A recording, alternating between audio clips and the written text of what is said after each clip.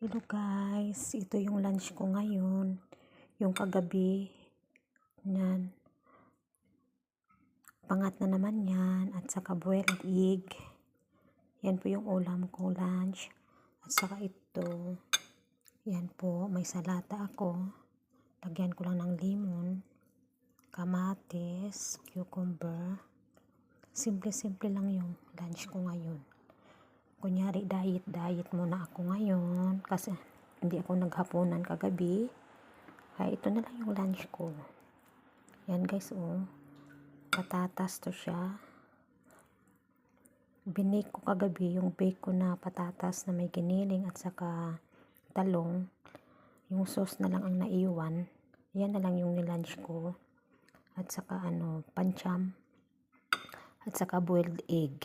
Dalawa. At saka yung natirang ulam kagabi, leftover ko. At saka ayan. Ayan po siya. Simple lang. Kamatis, carrots, tapos may cucumber. Yan lang ang lunch ko. Hala guys, kain tayo. Kain tayo guys.